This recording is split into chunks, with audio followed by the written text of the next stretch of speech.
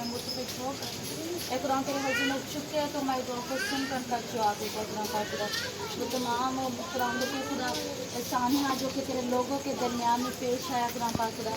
जलबाग ने उन लोगों को तसल्ली और सब्र अता किया और तू उनके साथ रहा। हम तेरा शुक्रिया अदा करते हैं और खुदा पाक खुदा आने वाली ज़िंदगी में कुरान के कुरान हम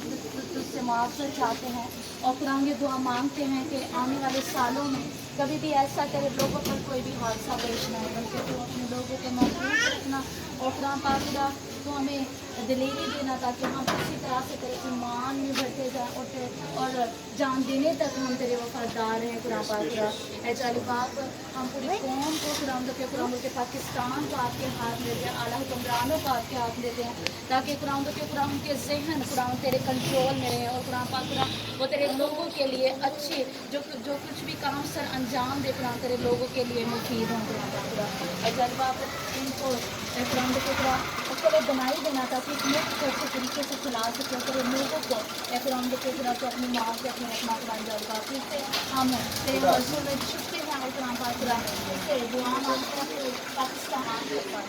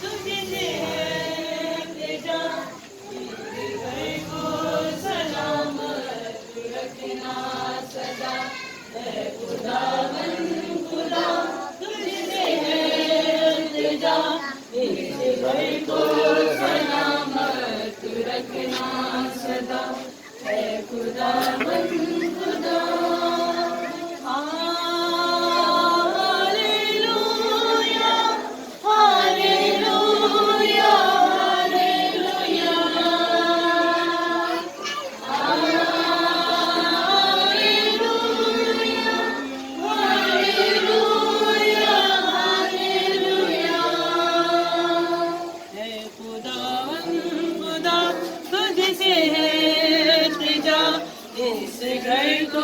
सलामत रखना सदा, ऐ खुदावन खुदा तुझसे है इल्तिजा, अपने घर को सलामत रखना सदा,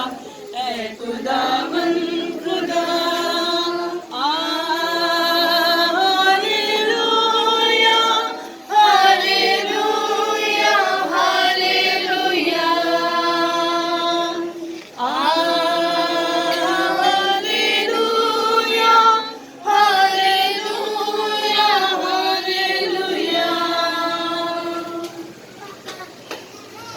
दुआ करना चाहता हूँ,